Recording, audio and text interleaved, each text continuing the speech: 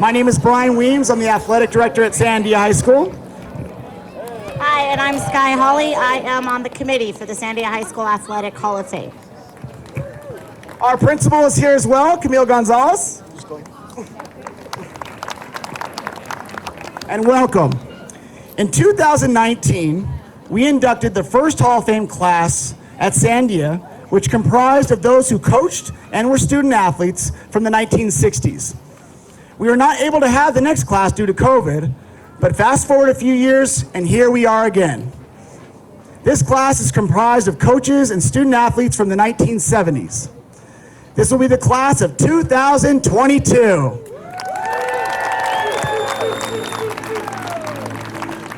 I'm now going to turn it over to Sky Hawley, committee chairman for the Athletic Hall of Fame. The Athletic Hall of Fame will recognize those exceptional athletes of Sandia High School. They will recognize coaches and athletes that have become part of the athletic history of this school.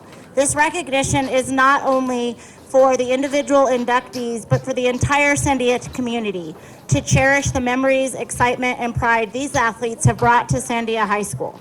It is our goal that their achievements will inspire future athletes at Sandia High School to strive for excellence. Thank you, Sky. Now I'll turn it over to our guest speaker, our principal, Camille Gonzalez. Good afternoon, everyone. As Coach Weems said, my name is Camille Gonzalez. I have the distinct privilege and honor of being the principal here at Sandia High School. I'd like to start by thanking Coach Weems and Sky Hawley and the rest of the committee for putting this together. It's taken a lot of time and effort and flexibility with all of the ups and downs and everything that was unpredicted over the last couple of years, so thank you to them. And I would especially like to congratulate the 2022 Hall of Fame inductees. One of the best things about being at Sandia is that we have a tradition of excellence for our athletes. In the short time that I've been here, we've had many state qualifiers, state runners-up, and we've had champions in girls volleyball, girls soccer, girls basketball, and girls tennis. I say that because this class of Hall of Fame inductees helped to lay the foundation of excellence that we have at Sandia. And so again, thank you, congratulations, and just a reminder to these inductees that once a Matador, always a Matador. Thank you for being here. With the help of our committee, we will now officially induct the 2022 class. When your name is called, please come to the podium for your plaque and to be recognized. First, Paula Schwartz, class of 1978, field hockey, volleyball, basketball, and softball. Congratulations.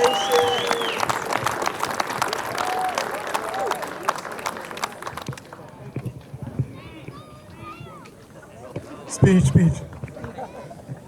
Next up, from the class of 1978, Jeff Alloway, football and track.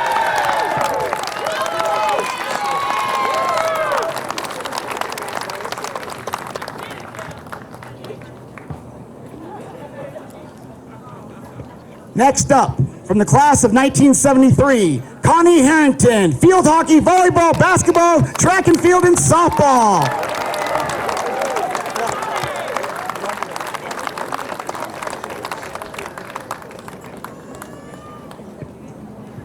Next up, from the 1977 class, Rick Phillips, football, basketball, and track.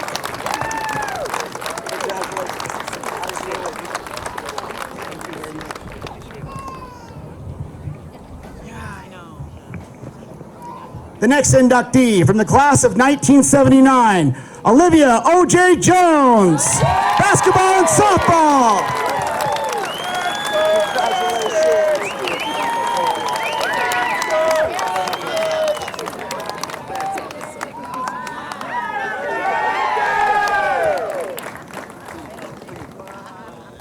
Next up, who couldn't be here today, from the class of 1977, Julianna Klein, field hockey, volleyball, basketball, track and field, and softball.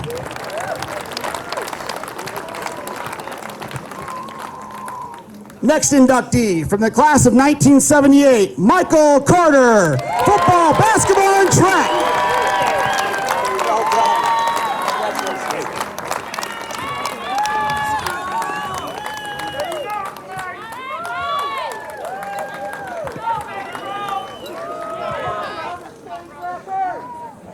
Next up, from the class of 1978, Phil Trent. Football, basketball, and track.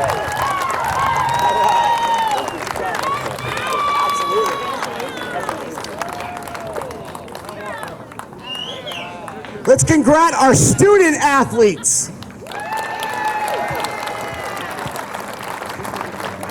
We've inducted two coaches as well who couldn't be here today. Class of 2022, Ouija Poston, volleyball, basketball, and softball. And finally, our last inductee, Mr. Jim Altman, football, wrestling, and golf.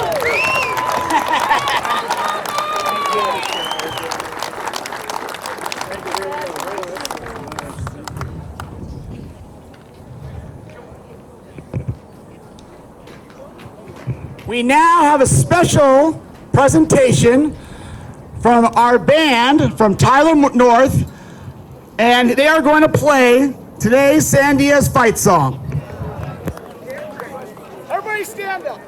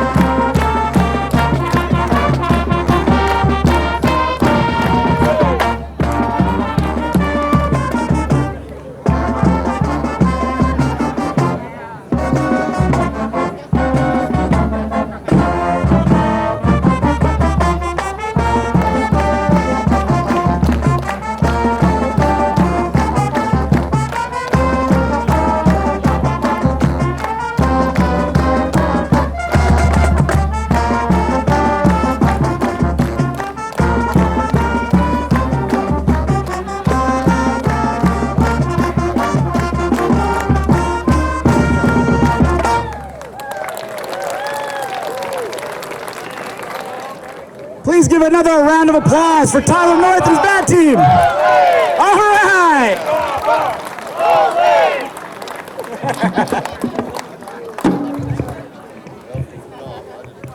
This concludes this ceremony portion of the day. We are now going to have all the inductees and their guests go down to the gym and the library where we will do lunch and the unveiling of the Athletic Hall of Fame board. So thank you guys all so much, and congratulations to our inductees.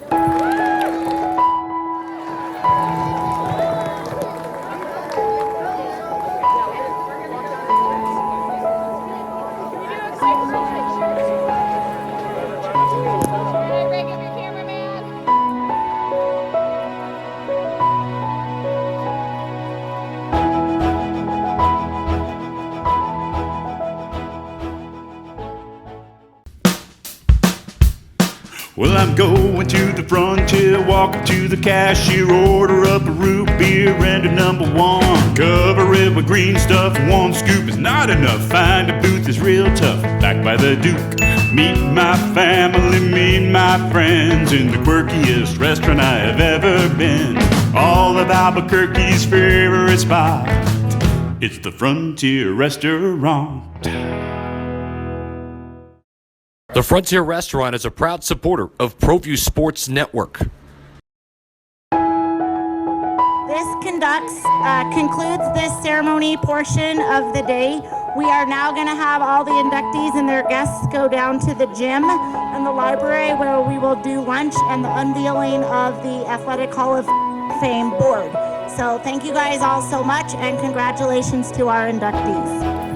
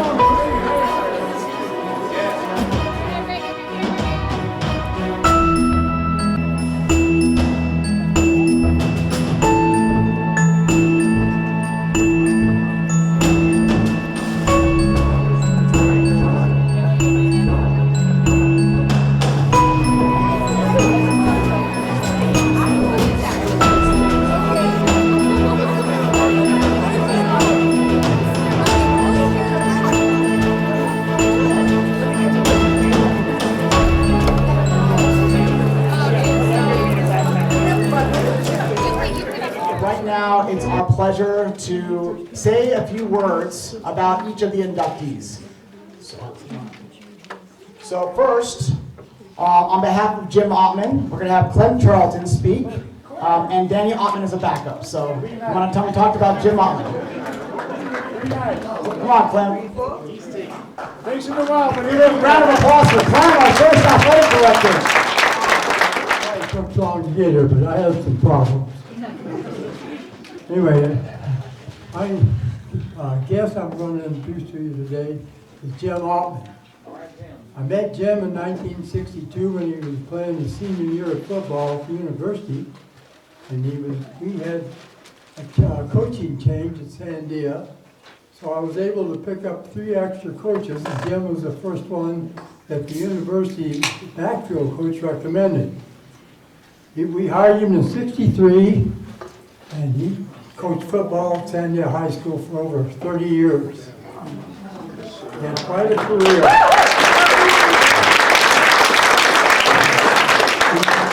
He also coached wrestling for a few years, and in the last 14 years of his coaching career, he was on the golf team. He was the athletic director for about 25 years during his time at Sandia. Anyway, Jim had quite a record. He was coaching life. He'd won several city titles and has been honored in other places. And received many rewards for coaching and helping people. One addition thing that was good, he won the state tournament in football when we beat Mayfield up here in 1976.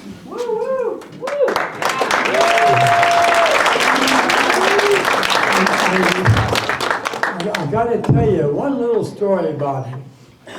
We had at the coaching office, we had a pink panther, the little statue of a pink panther about 6 inches high, see? So we'd always award it to the coach that made the biggest blunder or pulled the biggest boo-boo during the year or the day. Jim came in one night in football practice, and he went to the phone. He picked it up and dialed. Nobody answered. He hung up. He went in, took a shower, changed clothes, come back, picked the phone up, had a busy tone, and waited a few more minutes, picked it up again and dialed it. In the meantime, he had the phone up to his head, holding his shoulder. He made the phone call and dialed again and made no answer. The third time, and he was very upset. He had the phone sent it down, stood up and ran away, and he took the phone loop around his belt and pulled the phone out of the wall. And that was his Pink Panther. Anyway, Jim's been with us he was coached at Sandia for many years and did an excellent job. We play golf every week together. He's a great guy, got a good family, beautiful wife, Danny, his son. He's a good golfer and everything like that. But anyway, it's a great honor for me to be able to introduce to you Jim Altman and all the good things that he's done here at Sandia High School. Jim?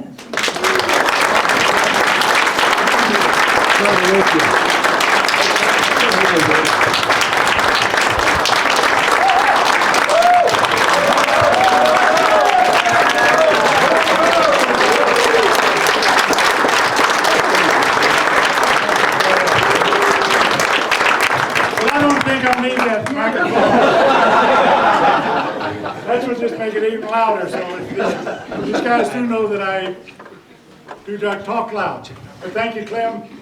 You know, he's 97 years old. Oh my God. Wow. He's a sweetheart, still drives, but don't stay off the sail down Marty.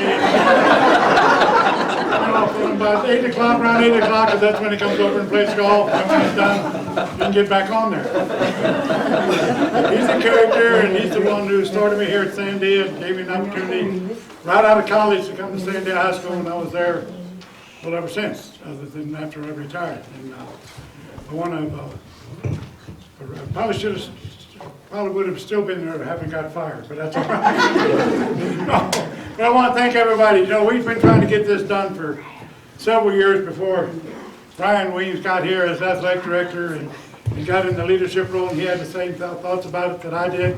We want to start something, a Hall of Honor to honor the great players and the great people of Sandia High School athletics. And boy, he wanted to do the same thing. He had the same thought that I did, and he has taken this over. This is the second year we've had it because of the COVID, but he is really doing a lot of work. He and Sky, where's Sky? She's still working. Stand up, Sky. Yeah, she's still working, isn't she? Sky, she's the one that got all the emails from and everything like that.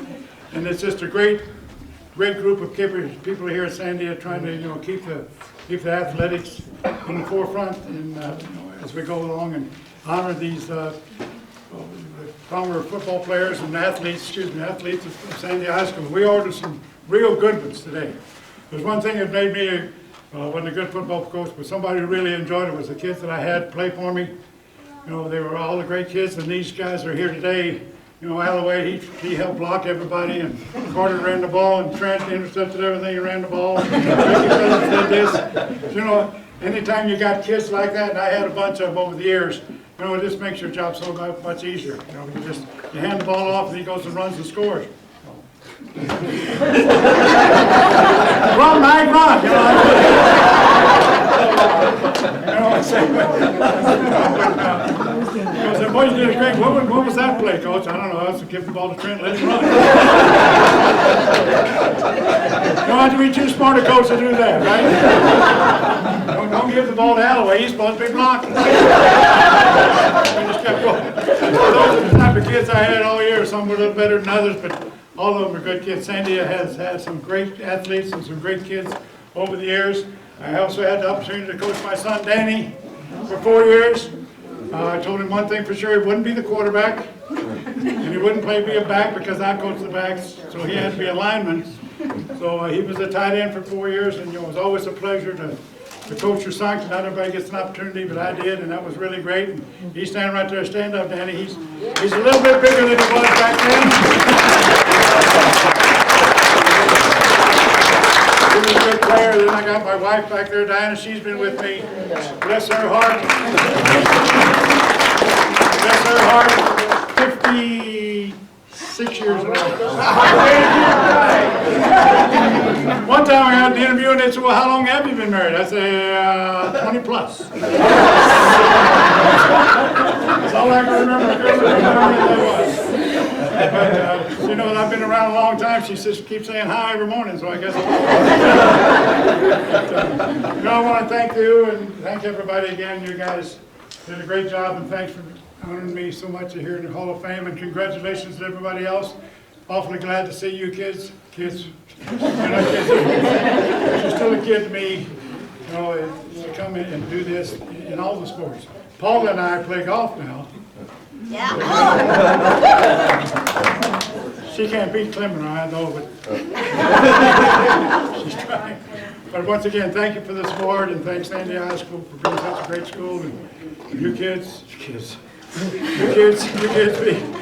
thanks for being Matadors and having given me the opportunity to say hi to you again. I haven't seen Jeff since he left, and Phil since he left. See his wife all the time on Facebook.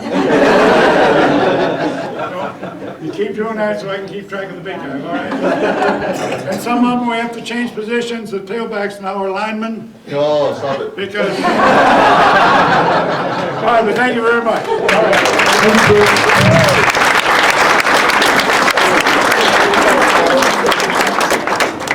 right. She was inducted, couldn't be here today. Ouija posted. We have Paula, OJ, and Connie who are going to speak on behalf of her. I don't know why I keep having to go first. All right. Hi, everybody. We decided that the three of us would speak about Miss Poston because all three of us played for Miss Poston, and all three of us were coached by all of our sports from Miss Poston. And Miss Poston really was a huge, huge influence in all of our lives. For me personally, she encouraged me as a freshman to go out for softball, for basketball, for volleyball, for field hockey, for everything. She wanted me to go out. And then she wouldn't let me quit. So I'd go to school from like 7 to 10 every night because of Miss Poston. And it was great. And my senior year and OJ's junior year, we actually were state champions in softball. And that was And that was the only state championship that Sandia has ever gotten in softball. And our pitcher, who was here somewhere, Lisa Poe, where she is. Oh, there. So, just a real quick little shout out for our softball team because it was really cool. So, we played Carlsbad in the semis. Carlsbad had not been beaten by anybody in like 10 years, I think. No one had beaten them. They had a phenomenal pitching, really good team. And Miss Poston decided, well, we're going to beat Carlsbad. And the way we did it was, we bunted them to death. It was hilarious. So they couldn't do anything about the bunts. And Lisa Palalis, who used to be about literally this big around, she was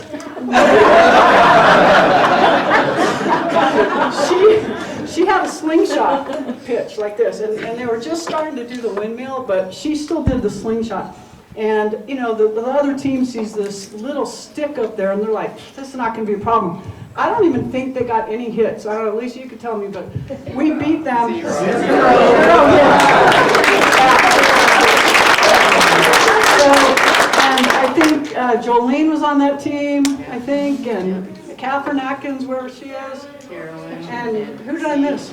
See, Pergues was on the team, so all those people are kind of here. But anyway, one of the things that Miss Poston used to do, and we'll all remember this, she always used to say, Judas Priest in the morning!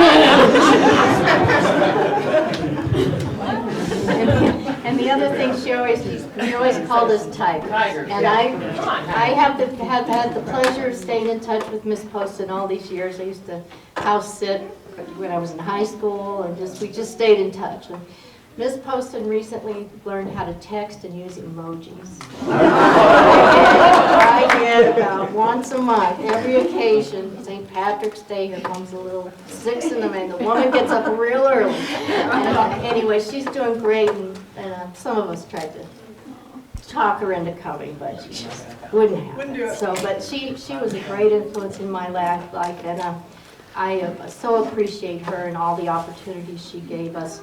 I was in the class of 73, and so I was the first year of Title IX, where, and you know, Miss Poston worked, Paula's not kidding when she said, 7 in the morning till 10 at night.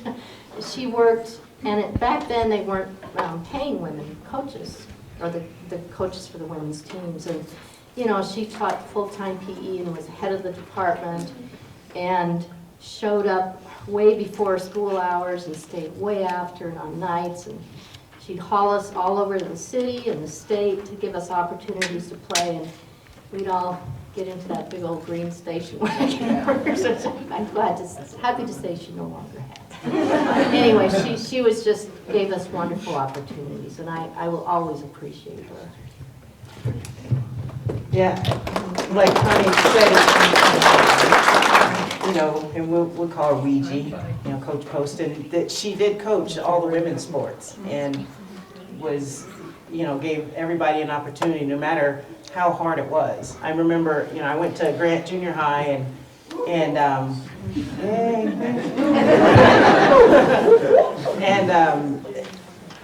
when I came here to Sandia as a sophomore, she knew I was going to be coming to the school, and that was all the talk. That, we got this kid coming over from Grant, and we're going to be, and I didn't really find that out until, it was probably my junior year or so, that the excitement of, we're going to get this kid, and now we're just going to do great things or whatever, and it was it was pretty cool to know. And she tried to get me to play volleyball. I just, no thanks. But then I look back and I kind of wish that I had, and being able to have the opportunity and connect more with the other teammates and that maybe who didn't play the same sports that we did. Volleyball would have been really fun. She did, really was tirelessly just on us all the time. And a lot of times it was pretty annoying. But at the same time, you have someone given their time to all these teams, all these teenage girls in different stages of their life, that she's gonna say, hey, look, let's just get it done and give my time to them.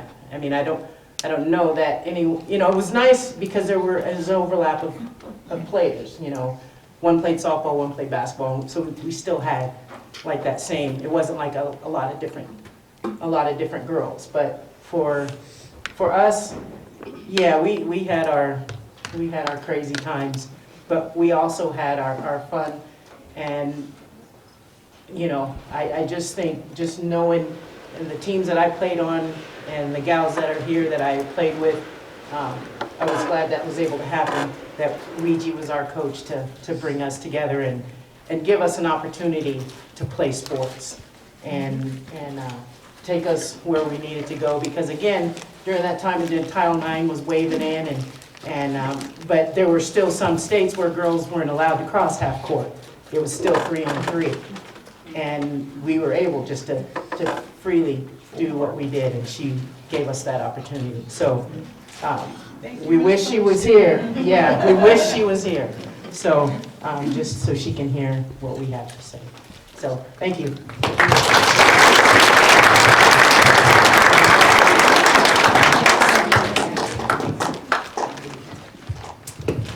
I am going to have the privilege and honor to talk a little bit about Connie Harrington.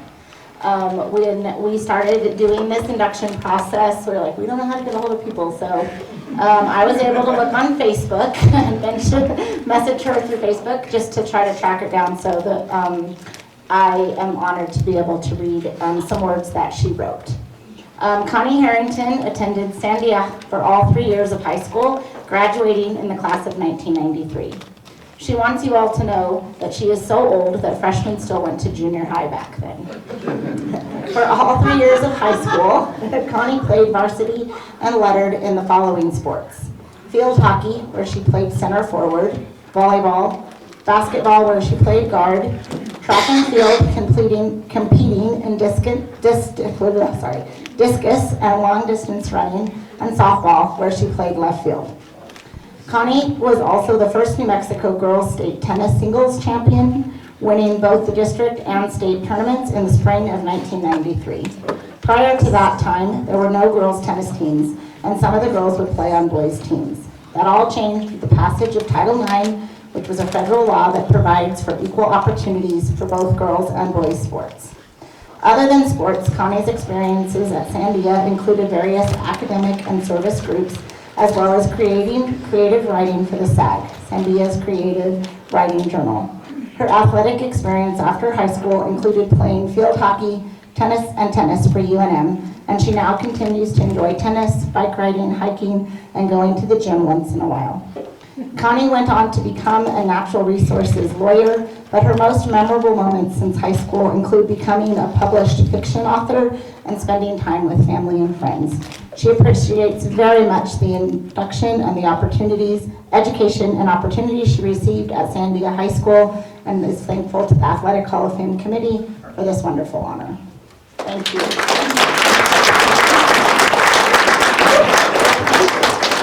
The next inductee is Julianna Klein. She couldn't be here. We tried over and over again to find her.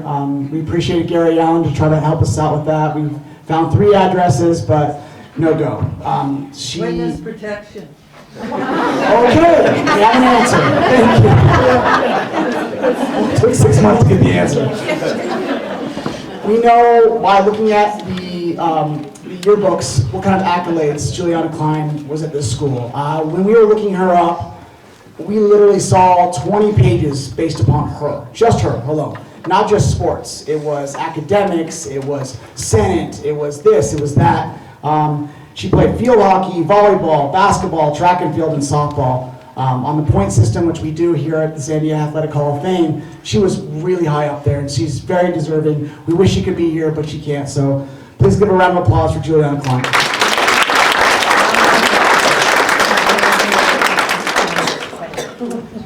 Next up is Paula Schwartz, and Jim Altman's going to speak on behalf of her. No microphone needed. Be nice. Putting this away. I get to talk about Paula? Yes, you do, sir. Let's do it. Well, she wrote me this big script. So, I'll read it here pretty quick. That's what you want me to say, right? Paula started at, no, that's right. Well, it's my pleasure to introduce Paula Schwartz into the Hall of Honor, as she says right here. I've known Paula for several years. She was a student of mine at Sandia High School when she was there. Then I've known her. Only bad thing I don't like about her, she went to Arizona instead of UNM, but that's all right. But I've known her now as a friend and an adult, and now we play golf. She plays against Coach Charlton and I on Thursday, and we're still winning.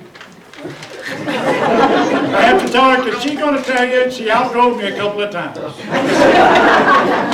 She was lucky she went going downhill and I was going uphill. So I'm known, I gave the distinction of being the only teacher that gave her a B. I know she's going to say this too, right? You were going to say that, right? A B in PE. Now this is a 4-sport letterman.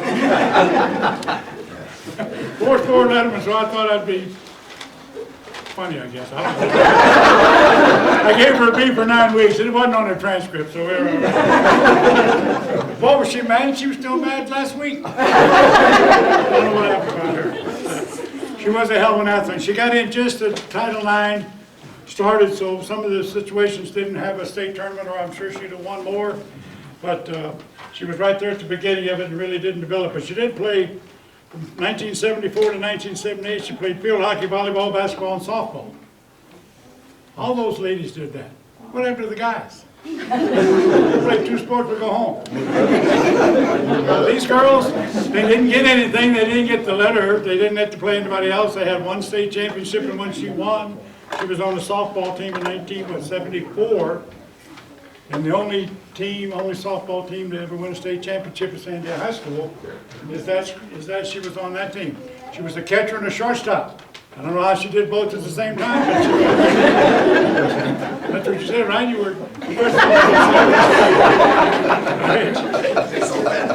They won the state championship in softball in 1974, but there was no state tournament, so they probably going to give that to them. Okay. Okay. And she was co-captain of the softball team, captain of the basketball team. Once again, she was a catcher and a shortstop. And also, you know, back then, when they did get letterman, girls started lettering, but they didn't have a jacket. They wanted their own specific letter jacket. So the older people, you may know this, but she is the one who designed that letter jacket. They had the flap on the back. Remember those? They put the flap on the back. She's the one who designed that and got that going. So not only is she a good athlete, but she can sew well. Okay? But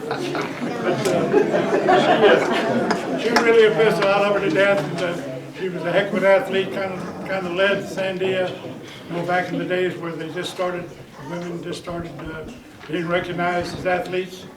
And she was one of the leaders in the. Here's a picture of the jacket. That is, no, I won't say whether I liked it or didn't. Yeah, that's it. And a flap in the back like the sailors have. You know, when I was up there a little while ago, I was amiss just a little bit. We got talking about offense and giving the ball to Quarter and Trent and everything. It was Ricky Phillips. No, he played defense.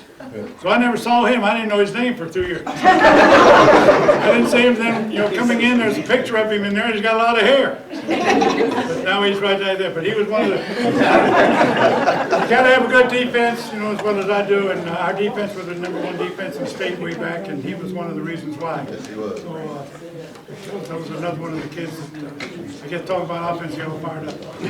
Paula Schwartz.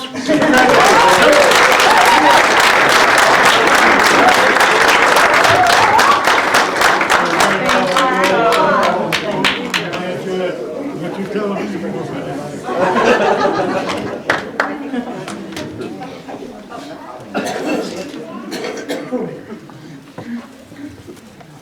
Okay, now we have Carolyn, Atkins, Metzler talking on behalf of Olivia O.J. Jones.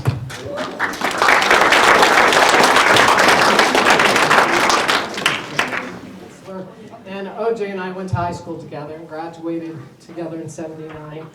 And I wanted to acknowledge Mrs. Jones. OJ's mother's here with us today.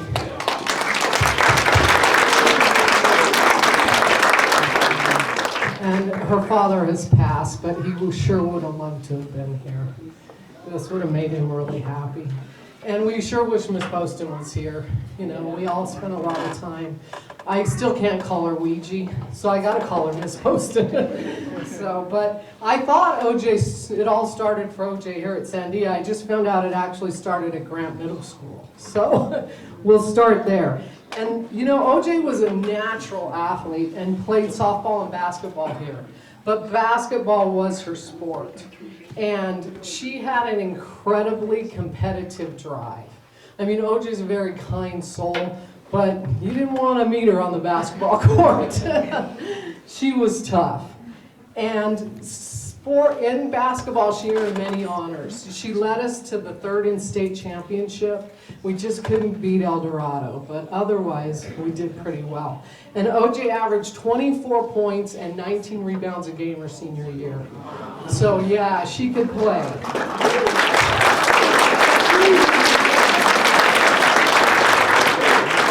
Matter of fact, she was the 4A Player of the Year. She was also Parade Magazine All-American.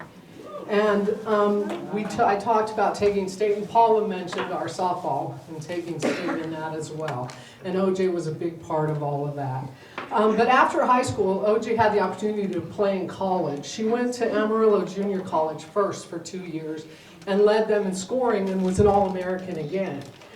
Then she transferred to Arizona State University, where she led in scoring at Arizona State. And what's really great about OJ is it didn't stop there. She also played on a USA basketball team that afforded her the opportunity to travel all over the world. And she loved traveling.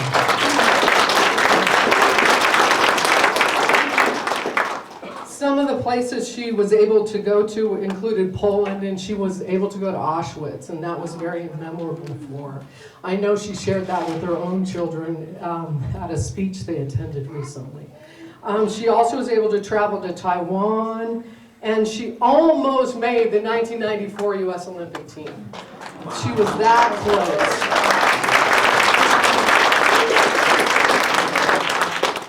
But after her playing career, OJ began coaching, and she was able to coach young athletes in action. She also coached in the USA circles, and for 15 years, OJ was able to coach and teach the values that she had learned through basketball to other children and other young adults.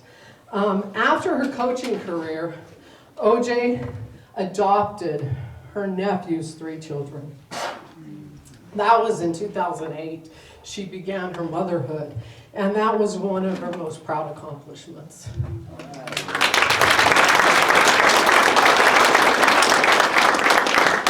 Her children are here with us today. Nevaeh is now 14, and her son Nolan is 12, and Nate is 10. And they're right back with us.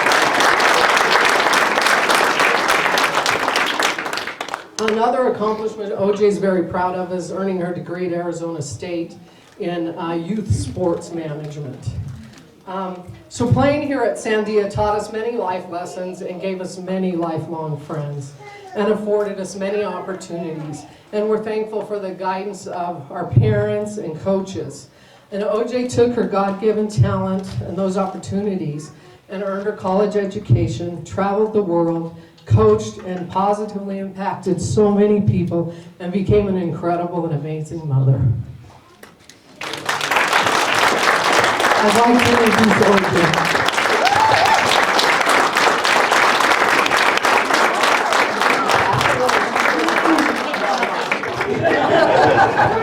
Okay, nephew, okay.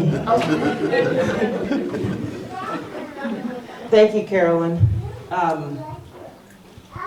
I know when I got on the basketball court, I just wanted to play. And I never thought about, oh gosh, how hard this practice was going to be, or this team we were going to be able to compete against. I just went and played. And I had a lot of fun, a lot of support from my teammates, and I know that there are several here. Would you guys just stand up, please, my basketball teammates and my softball teammates? I just really appreciate you guys. I do, and I'm so grateful that we still are in connection. I also have my family here that's been a big support, and they're all here. You guys raise your hand, whatever. and I just really am so grateful for their love and their support.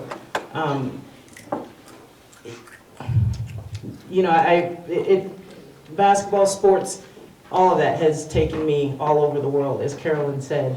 I know when I was in high school, there was one person, Lucia Harris, and if some of you guys have heard of her, she was like some incredible, I just don't really want to say the other word, but she was some incredible player.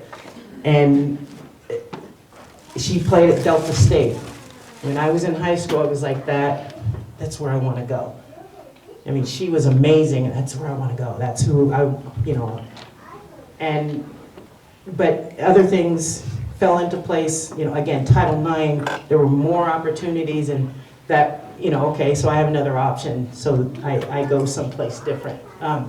But she was always my idol. You guys ever have a chance to check it out, look at her? She played at Delta State, and they were the only team to beat Immaculata College like twice. Like they were winning the championship for the AIAW, that's what they called it back then.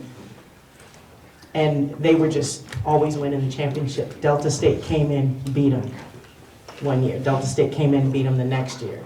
And she was my idol. And that's who I look at, and you'll see some of the commercials that if you've seen her picture, they flash it in one of the NC2A commercials. I showed my kids, and I go, that's her. That's who I wanted to be like. And I wasn't able to meet her. She passed away just this past fall, and so I wasn't able to get a chance to meet her. But I always point that out. And Sandia was a great place for me just to play and experience. It's just something that I really loved. So I just want to thank you guys for this honor. I mean, it means the world to me. And thank you for my friends and my family, my teammates, and all of you guys that are here to support us. Thank you so much.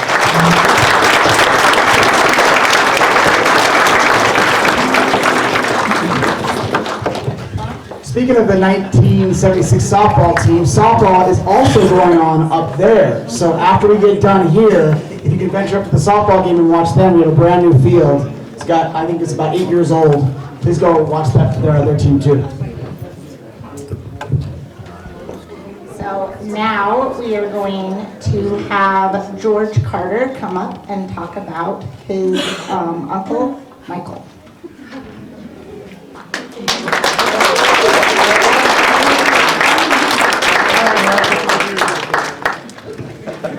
Afternoon, everyone. Thank you for this opportunity. This has been an incredible event today, and it's just such an honor to see Uncle Mike and just all of these incredible athletes be honored in this fashion.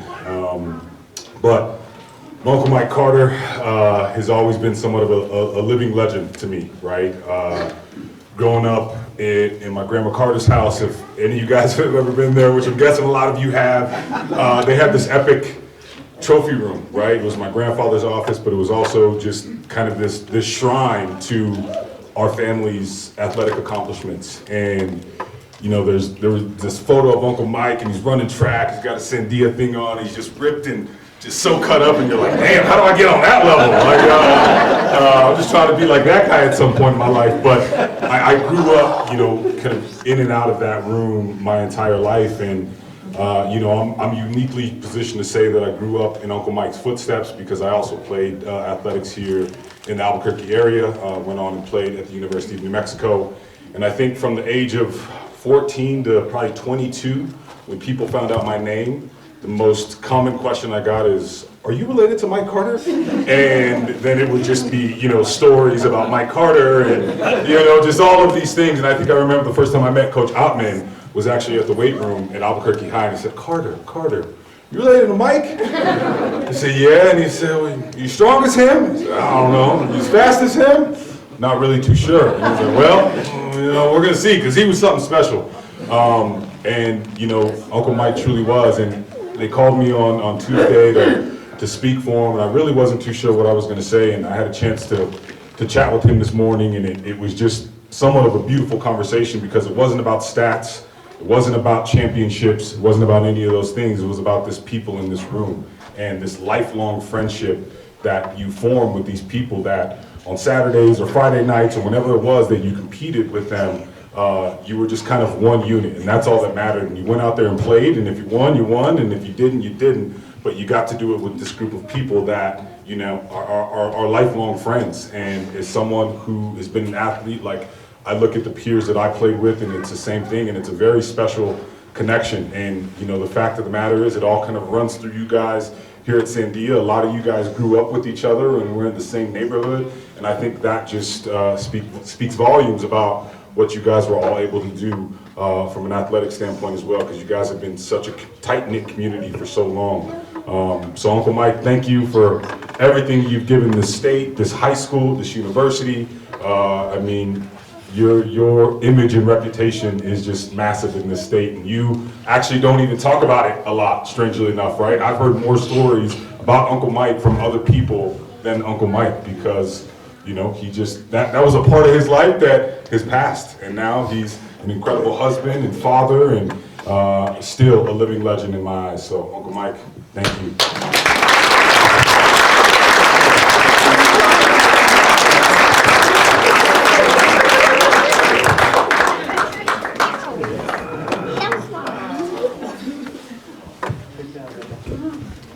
I don't know if I'll use the mic or not. Don't need it if you don't. Hello. No, it's what George Jr. said. I never was much of a statistician. I couldn't tell you how many touchdowns I scored, how many yards I ran, how many yards I ran. So it was the guys I played ball with, Trent, Jeff Alloway. We all started when we were in YAFL. And you had different areas. And the team that we had when we went to state with Sandia, we had all played together all those years in different divisions. And we knew what we were capable of doing. And we learned a lot from each other. She thinks I'm going to cry. I might have a but it's a tear of joy. Take a deep breath, baby. It's all right. She wins the bet. I can't help it. It's okay. No, it's okay. All right. We love you. Excuse me. Breathe. Football was good. Sports was good. Sandia was an awesome school. We had a good tradition. But the biggest thing for me was the friendship that we had. Phil, Trent, Jeff, Alloway. All those guys that played, we depended on each other. We learned from each other. A lot of people ask, why did you go to Unm? Albuquerque raised me. And that's why I stayed here. That's why.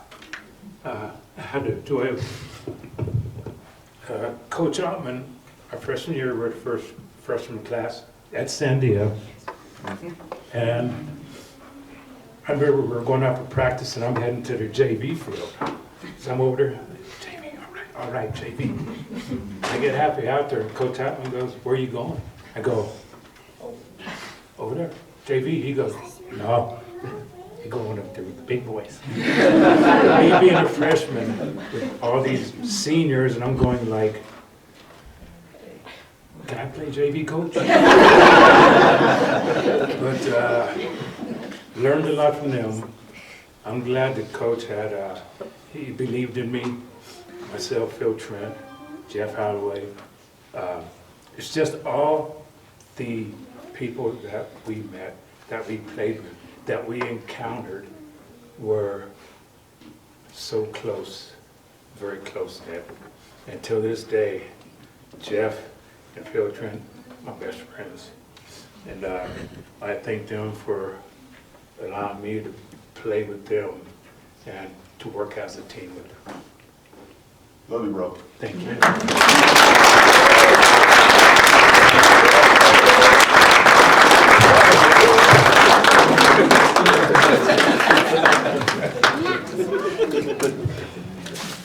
We are now going to have Morgan Trent come up and talk about his dad. All right. Thank you very much. So today is one of my proudest moments of my life. It's my distinct honor to introduce my father, Phil Trent, for his Hall of Fame induction. So my dad, or Pops as I call him, has showed me what hard work, determination, and perseverance looks like from really as early as I could remember. Having his NFL dreams ended due to injury, he had to figure out how he was going to provide for his beautiful wife that he married at the age of 19 after she was told by her mother not to come back home from the University of Nebraska where they met because my dad was black. You ought to know that, did you? So Pop started working at Discount Tire Company, changing tires, and as anybody who knows him would expect, he quickly went from busting tires to running the store as a manager. And I'll never forget the smell of tires that walked in the door every day at 7 p.m., right? But as I got older, what I've begun to understand is it wasn't the smell of rubber that I was smelling, it was more so the smell of a hard-working man, right? And a man that puts his family first. That's what I was smelling. It wasn't tires. And he went from black to really black covered in tires.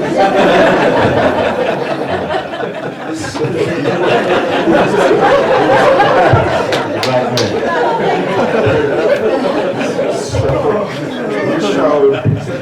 he showed his family, his two young boys, what a real man, a real father looks like, even though he never had one, and a real example of a father at home growing up. He could have been bitter, but instead he chose to be better. So Pops, or Sweet Pea as I call him on special occasions, was one of two black executives at Discount Tire Company, and recently retired after 37 years now. All right.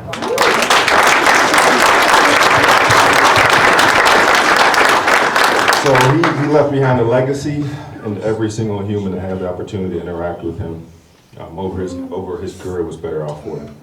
So Phil is a living embodiment of a man of God. In a generation where fathers are an endangered species and most children are growing up without hearing daddy's voice, I stand before you as a living testimony of all of my dad's sacrifices and good decisions. So I love you, Pops. Super, super proud of you. I guess you weren't lying when you said I got all my talent from you. I didn't believe it. I had to really, ain't too many pictures or videos. Right? This is an eye-opener for me. So I'm going to read something. If he comes up here, he's going to be crying like Mike. So he wrote a little something that I'm going to read. And then if he wants to come up, he can. So he says, when I entered Sandia High School as a 9th grade student, I had no idea how the next 4 years would take shape and form my life. It all started with my teachers and their caring attitude, and it carried all the way through my mentors and coaches. As I reflect upon my high school career, being one of the first 9th grade classes to attend Sandia, the entire class formed an immediate bond that was never broken, as Mike was talking about. There was no separation between classmates and teammates. We were all one unit, which carried over to the sporting career. Every time I put on my Matador uniform, I knew I was representing each student and faculty member.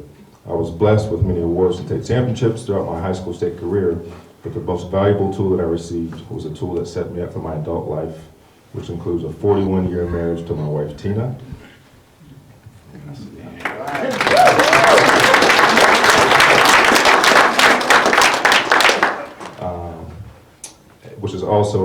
She was also a highly skilled athlete and is currently a coach of the National Championship Springboard Diving Club. That's a bad word to go over. My successful executive career of 38 years at this entire company, which I recently retired from, 2 amazing boys and daughter-in-laws, and 6 beautiful grandchildren. Our son Morgan, which is myself, was blessed enough to graduate from the University of Michigan and get drafted into the NFL by the Cincinnati Bengals in 2009. Yeah, I have some skill too. I thought he was just a handsome fella up here.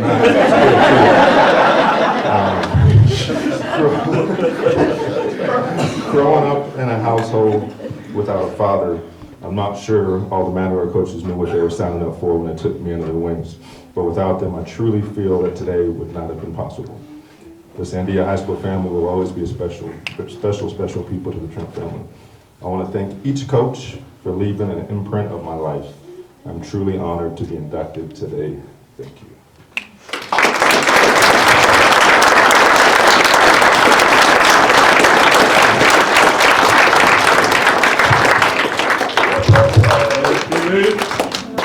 There's no way I can read that.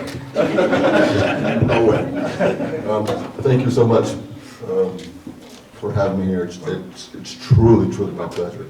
I want to tell you a Coach Altman story real quick. I had to go home after a few days of practice and get my birth certificate because I thought my first name was Dammit. They always say Dammit Trent. Yeah, so whatever, Dammit Trent. So me and Mike would always mess with him and see if we can get him to throw his hat on the ground. You know? Yeah. And we'd have side bets, you know, that we could see if we can get Coach to throw his hat on the ground. And Mitch Dana was our quarterback at times, and Jeff, remember, we'd get in a huddle, we would say, let's not run that. He ain't running that. Let's do something else. Just to see if he could throw his hat on the ground. And he would always throw his hat on the ground. But I truly am blessed, and being the first freshman class was special to me. And Coach Charlton, Coach Lewis, Coach Allman, Paul, everybody, we were one team. I mean, class of 78, it was very, very, very special because we were in it to win it. We were in it together, and we were one unit. And you know, Mrs. Carter's great to see us. She was my other mom, and like I said, we'd hang out at the Carter's house, and that was it. She'd have my Pop-Tarts ready. No, she really would. She'd have my Pop-Tarts ready. She'd come in her wing. Jeff was from next door. You know, I called Jeff and said, "Hey, they got some ice cream." Jeff would be right there. I just want to say I'm truly blessed. It's truly my pleasure to be here, and I don't take this lightly at all. This is something that will be with me forever. Thank you.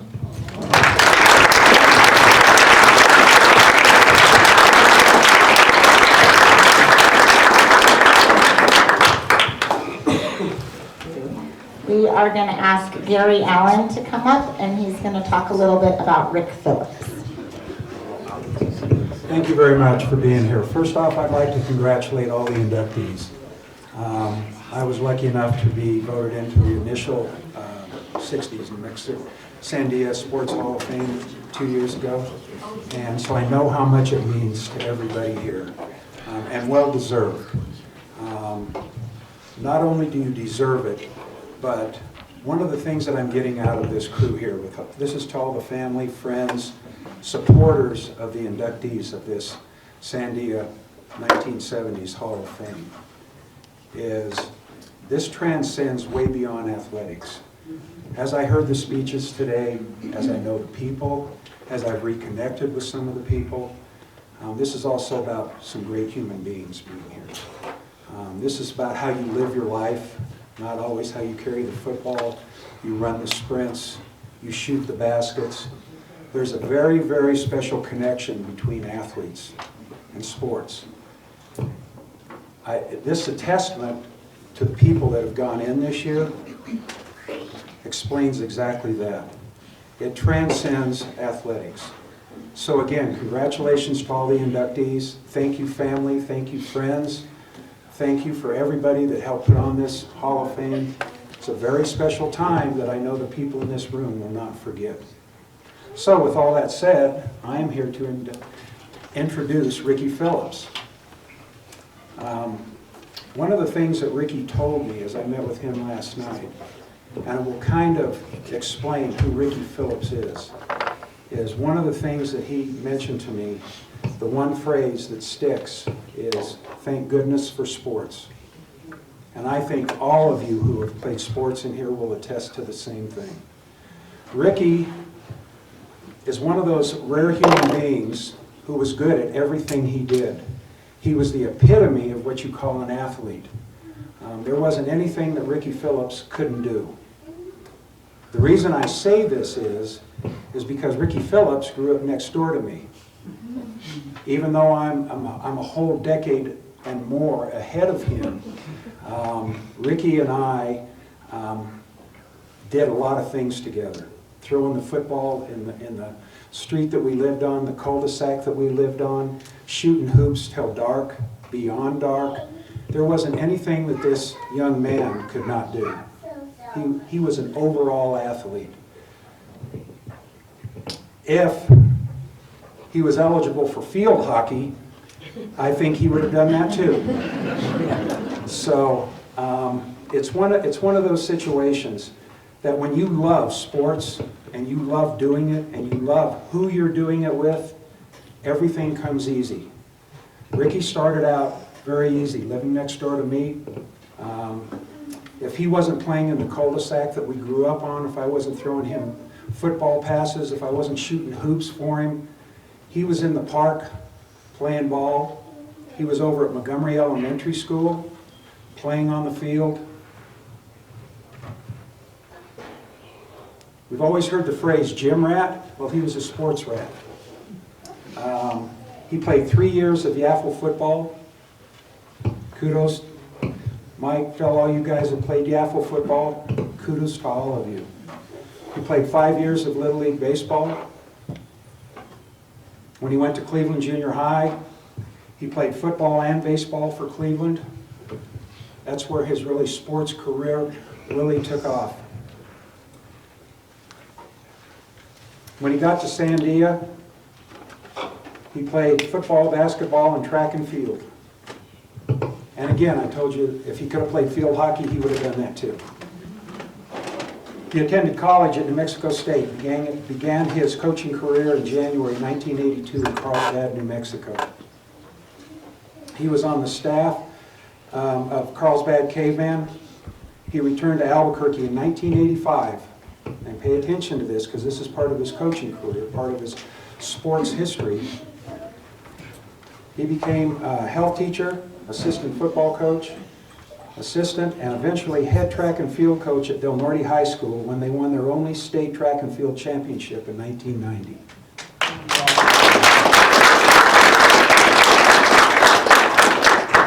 As I was visiting with some of the other inductees and family and friends, and they asked me, they said, so Gary, you know, athletes are athletes, but what was the real difference between the athletes of 1960 and the athletes of the 70s? First off, I think I pulled a hamstring brushing my teeth this morning. Starts right there. Secondly, there is no difference. An athlete is an athlete. When you attain the honor that everybody got today, it's very special. It's a selective group. It's exclusive. Don't ever forget that.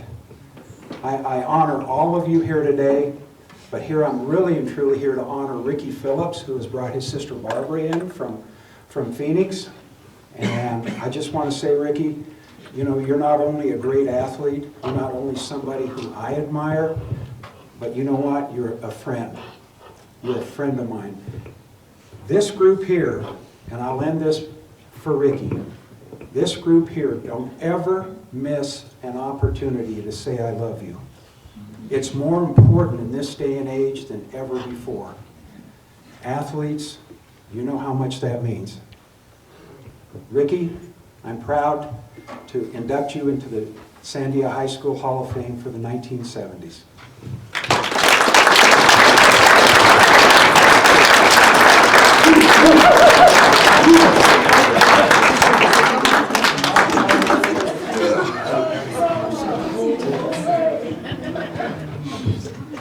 Well, Mike, you know, you're not the only one crying, man. It's like that. First of all, I just want to really thank the selection committee. Being an athletic director, I know that what all goes into making these types of things happen. They're not easy, and that's why a lot of them don't happen for many years, because there's a lot that goes into it, a lot of research, a lot of hard work behind the scenes, and so kudos to the selection committee and everybody that was a part of this. I know how hard you worked to make it happen. I want to congratulate all the other inductees. Incredible honor to be recognized for what happened many years ago, but nonetheless of the trails that we have endured since then.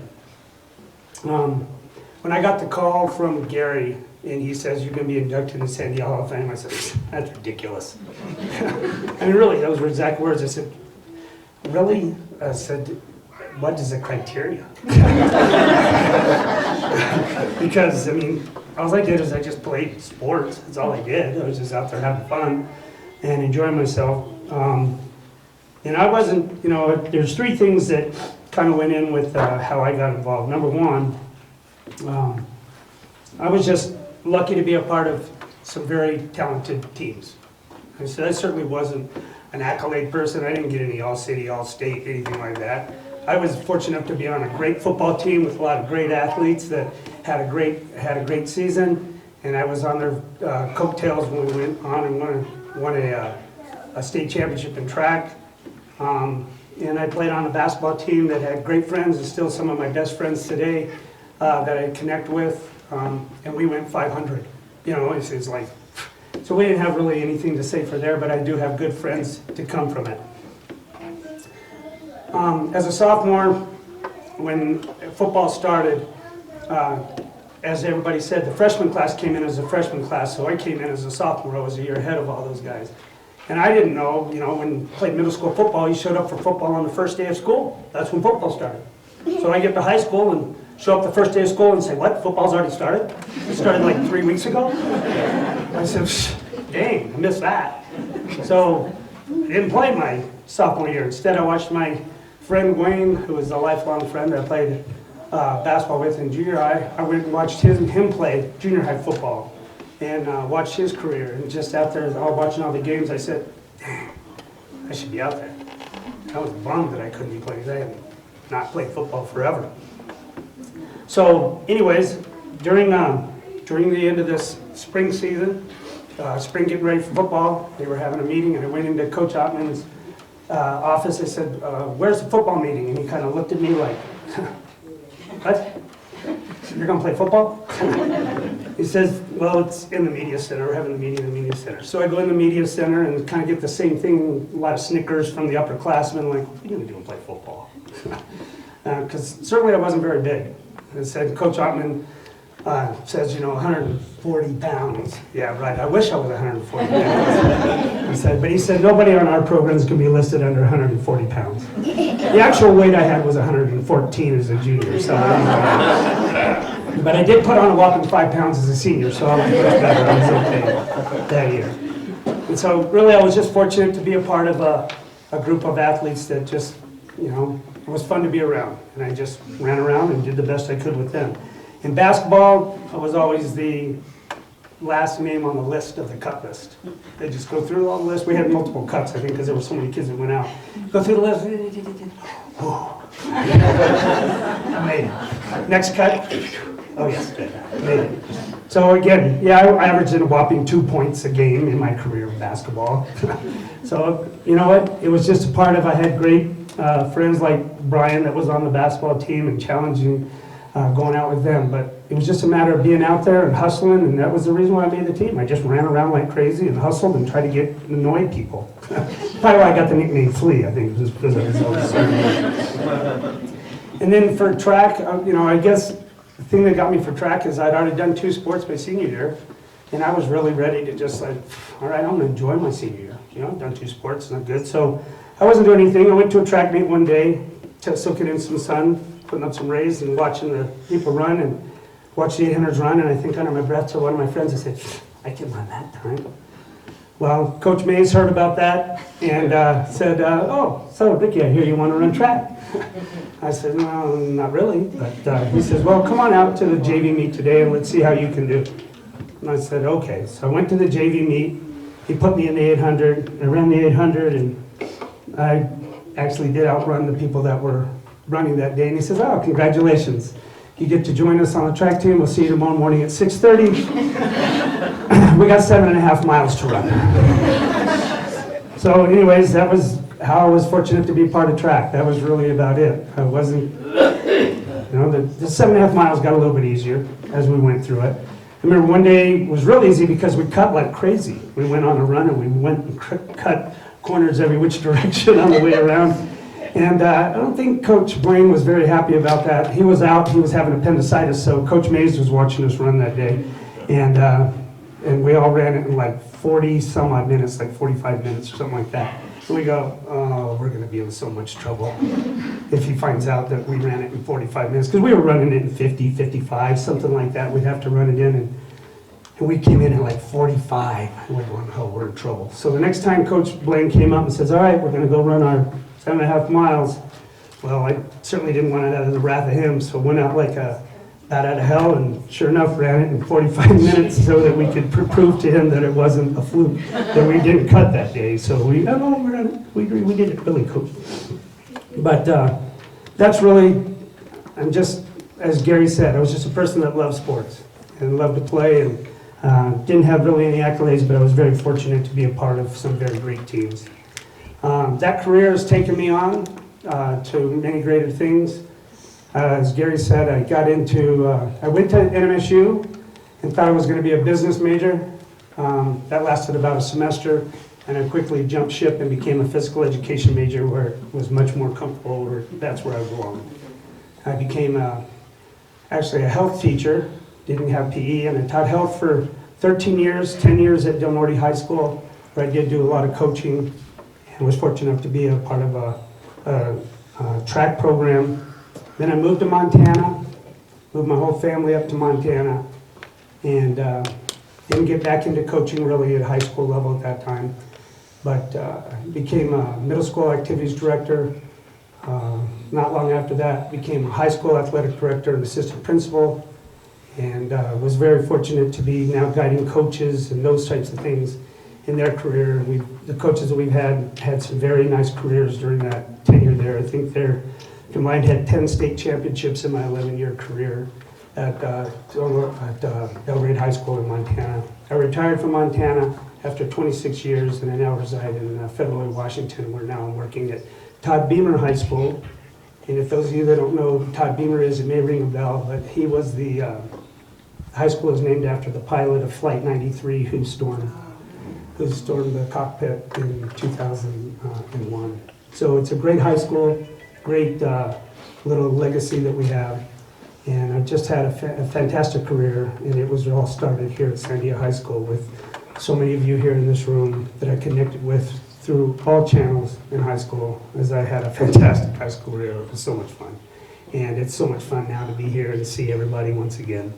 And it's just an honor to all of you that put on this, Brian and Sky. I love watching all your Facebook stuff and following the Matadors and the Booster Club and stuff. It's awesome. So, anyways, congratulations to everybody, and really thank you all for all that you've done to make Sandia a memorable place and for continuing this legacy. Thank you very much.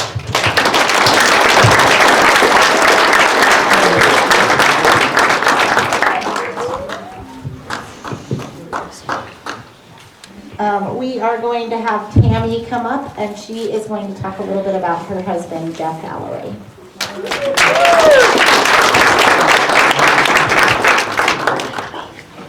Hi, everybody. It's great to be here. It's my honor. I'm humbled to introduce my husband. Sorry, I thought I was going to come. Jeff Alloway. And just looking out on these faces, I recognize so many people, and to meet the people that he's talked about for so many years is really quite powerful. So Jeff, you may know, was born here in Albuquerque, and he says that the success of the football team was really built on the yaffle that they play, that so many people have mentioned, and that their coach told them, if you guys just stick together, you're going to be successful. And that's really how it went. It was such a magical team, I think, going through all the newspaper clippings and everything that year when you won the championship in '76. It was just a magical group of kids, really, at the time that were together, and I think it's quite an achievement. Jeff was a natural on the football field as a defensive tackle, and he also was a standout on track and field where he threw the shot put, and he set several records. He actually had a whole newspaper article published about just him and the Alloway yell. So I thought I would ask him to demonstrate that for us. No, so his theory was the louder he yelled, the farther the shot would go, right? And so that worked for him. It was quite a success, and it's a really great article. With a great picture of him, which is actually, the picture from the article is on one of the tables here, the one that has him with the shot behind his head. I think when I say that he was a natural, there are a couple things I see in him since, college that kind of show me sort of the football part. The first one is, when he could recover fumbles and things like that, he can see things like moving, he can pick things out that the average person doesn't see. Like, we'll be driving down the road, he's like, look at that deer. And I'm like, where? I don't see anything. He can just see things. And so, yeah, I think he could probably pick out the ball wherever it was, right? And then one time we had adopted a dog, and recently, and we were moving, which we tended to do a lot. But this dog, as we were moving from our house, decided it was a great time for him to break free of his leash and try to run off. And literally, we were getting in the car to go. And Jeff lunged. I guess this is what some of those tackles must have looked like. He lunged. I mean, like, I don't know how he did it, like 30 feet. The dog is okay, by the way. He's still alive. He's actually 11 years old now. And I think he kind of hurt his shoulder doing it, but it was, I've never seen anything like it. It was amazing. Jeff really was proud to have been a Matador. He talks about it all the time. And he was on teams that were all state, all district, all city in football, and then on the track, they were all district. They won 2 state championships on track in '76 and '77, right? And he was also the Albuquerque Journal Player of the Week. He was also homecoming king one year. Yeah. And the other thing that I've seen in the years that we've been married are the lifelong friendships that these guys developed. So I often say that Jeff has a friend everywhere we go, because we've moved, I don't know, like 12 times. But whenever we're out somewhere in some strange city, there goes one of his friends walking by, somebody he knows. And when we were at Disney World one time, we're just walking across Disney World. There goes Greg Azar. Jeff's like, oh, there's Greg. I have to talk to him. I'm like, how did that happen? So they really, and they stay in touch. It's really impressive.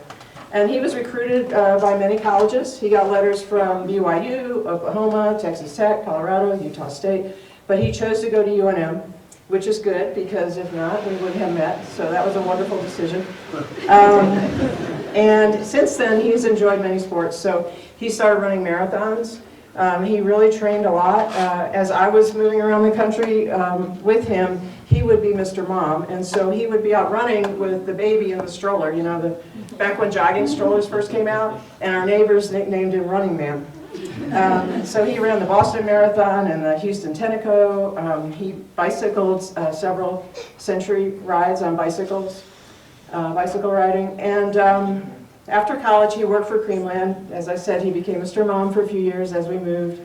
And now he works at a grocery store called Wegmans, and he's a cheesemonger. So he serves up cheese for everybody. And we live in Raleigh, North Carolina. We have 2 kids. And he likes to travel. He likes fishing a lot. Having grown up here in New Mexico, we like to go to rock and blues concerts, and he likes to drink a certain beverage from Mexico, sometimes, which I won't name. But it was just a very special time for him to have been here at Sandia. But I would be remiss if I did not recognize his parents, Robert and Phyllis Alloway. And his mom is actually here with us today. Phyllis celebrated her 95th birthday this week.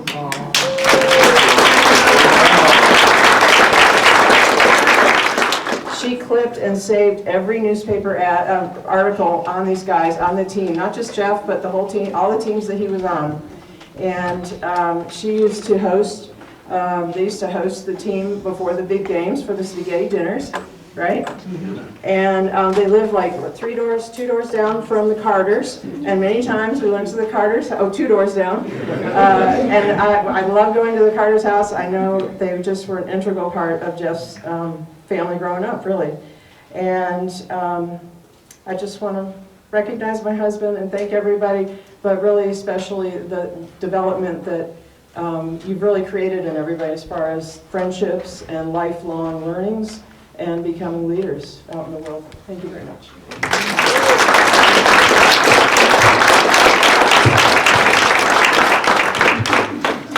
At this time, I want to recognize the Athletic Hall of Fame Committee.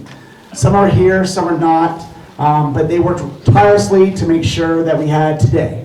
When you get called, please come up here if you're here to receive a token of our appreciation. Tim Beck, which is not here. Our current girls basketball coach, Lee Kettig. Megan Hahn. She's our former volleyball coach who also won a state championship here. Sure did.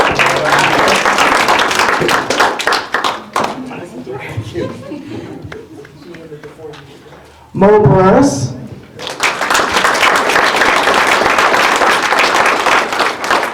Who was part of the 1960s class Hall of Fame. Marty Watts.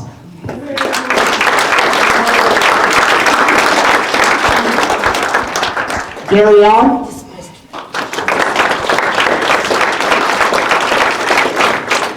Our current baseball coach is obviously out there coaching, Chris Eaton. One of our former football coaches, Bill Ward, couldn't be here today. Our athletic trainer who's up at softball right now, Melissa Lee. Our honorary member, Principal Gonzalez, who just left. And finally, and I wrote this down because she is such a huge part of what we do here. Sky Holly, you've been so huge in planning this event. Without you, none of this would have been possible. We appreciate you. We thank you for everything. We would not be here without you. Thank you, Sky.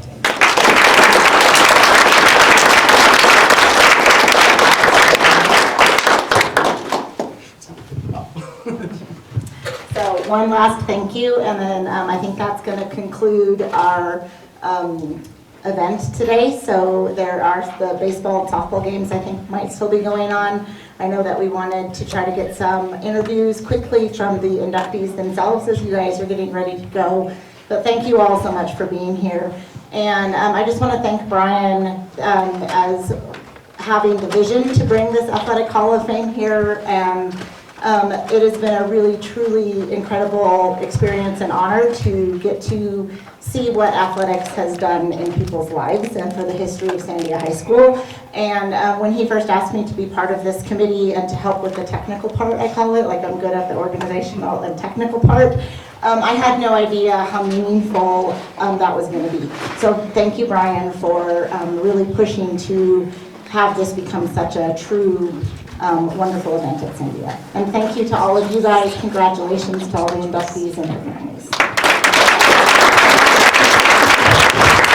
Thank you all for coming. Thank you for a wonderful event. Thank you for families, guests, honorees, people who made it. Thank you for everything, committee members. Have a great and wonderful afternoon. Thank you.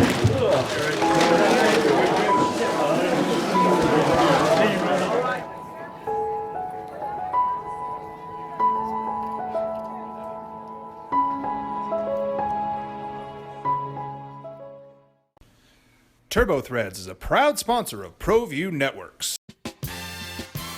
Almost 30 years of experience means fast service, great prices, and a wide selection of apparel from t-shirts to performance sports shirts, even jackets and hats. They feature low minimums and no setup charges on most orders. TurboThreads is located at 1503 Golf Course Road in Rio Rancho, or find them on Facebook, online at turbothreads.com, or call 999-1234 for TurboThreads. Hey guys, welcome to the second Sandia High School Athletic Hall of Fame. This is we're inducting the people of the 1970s, and today we have one of the most famous coaches and one of the great backs in the 1960s, Reby Bob Clark. But we're honored today Jim Altman. And Jim, welcome to the Hall of Fame. Well, thank you, Marty. It's been great. It's the second time we've had one, and we've inducted some great people, some great athletes, and some great kids. So how many years did you coach at Sandia? 33. And how many years were you the head coach for football? 23. And then you're the only one to win a state championship in 1976 team football. So far, yeah, the only one. It's been a long time. We've been in the finals 4 times. 4 times, I was twice, and then Coach Charlton was twice, yeah. And I was in the one in 68 when we lost 40-0 on Thanksgiving Day. I forgot about that one. That was down in, but I think it was in Artesia, wasn't it? Artesia Bowl. Yeah, it wasn't very much fun. And then Reby Bob Clark, he's a successful, he played for Coach Altman when he was assistant coach. He played on that 1967 team. In my books, I might have been the best football team, but when they played in the semis, the team came down with the flu. That's correct. And that was a great football team, right, Coach? Yeah, it really was. That was the team to beat Highland, if I'm not wrong. Yeah, and I want to thank you for your support of the Hall of Fame, for supporting us, for putting these things on. But what do you remember of Coach Altman? Well, Coach Altman, I don't think I've said this before, but I lost my father when I was 10, and Coach Altman and Coach Charlton kind of stepped in and filled the void, and I learned to be a man by playing for Coach Altman. I think about it a lot of times. All I can remember is when the going gets tough, the tough get going, and I think of Coach Altman and Charlton. And it helped me through college, the military, starting a career in business. I'll just be forever thankful to Coach. And you went on and played at Westminster College up in Salt Lake City, and then you went on and set up a CPA firm. How long have you been in business now? Forever. Forever. CPAs never stop. Once they start, they never stop. No, I've been doing accounting for about 45 years now. So what do you remember of your days of playing football at Sandia Sports? What was your cherished moment? Well, definitely beating Highland, beating Albuquerque High. Those were great times. I remember when I first came into practice, there were 8 fullbacks. My sophomore year, I was number 8, and by the 3rd game of the year, I was starting. And it was just being able to stick with it. I remember my first experience with Coach Altman was the start of 2-a-days, and we're in shorts and helmets, and we're going through the rope drill. Yeah, you're running the ropes, Remember, Coach? Oh, yeah, I remember well. And I remember I went through the ropes and I tripped and fell down, and a bunch of guys ran over my back, and you grabbed me by the helmet and you said, "Watch, get with the program or get the hell out of here." And I'll tell you what, I got with the program, right, Coach? Well, yeah, sometimes you had to be, you had to learn how to discipline everybody, kind of separately, because couldn't use the same thing with you. I thought it was a good deal to make sure you understand exactly what I was saying. And boy, did I get with the program. I even started going to church twice on Sunday. Or as my dad said, you got religion. You got religion, right. Get with it or get out of here. Get the heck out of here. Now, Coach, my last question I was going to ask you, you've coached some great players, and today you had a couple guys inducted, Jeff Alloway, Phil Trent, and Mike Carter. But those are, everybody could have won, a lot of guys could have won with those guys. But what made those three guys special? Well, just like any of your good teams, they're good kids. They work hard, they love to play, and they want to win. So, those type of teams are exceptional. Those are the ones you love, naturally, if you have those kind of kids. And plus, what goes with it was a lot of talent. And so, if you put all those things together, and that's a pretty tough outfit. And I will tell you this, Coach, can you still, can you play your, as in golf, can you score your age? I've shot my age 98 times. 98 times. Yes. And starting when I was 69. Everybody thinks of you a great football coach, but you're one heck of a golf coach. Well, I was. I'm not great, but I can still, keep it in the 70s on occasion, this, that, and other. And as long as I don't try to hit it too hard, I'm all right. And one of your great football players that played with you is now one of the most successful golf agents. He won the NCAA twice as a coach, Steve Lloyd. Yeah, Steve Lloyd, right. He's in a little hot water now because Mickelson's in a little hot water. So. but yeah, he's a great guy, and he has helped with this, the Hall of Fame by donating some funds to have the thing in the gym. So, he's still a little bit connected with Sandia, and he's a Matador in heart. And this is going to be this documentary is going to be on Comcast, and I just want to tell everybody, Sandia is a special place. We have special DNA, and look at all the great people that's come out of this, the governors and great people. Judges, governors, and everything. Yeah, head of home security and all that stuff. Everything. Yeah, we're a pretty good group. So it's special to be a Matador. Don't you guys agree? What a great day for the Matadors. Great day. Ashibaba Ole. Thank you, Coach. Okay. Thank you, Marty. Thanks, Marty. Thanks, Coach. How we doing?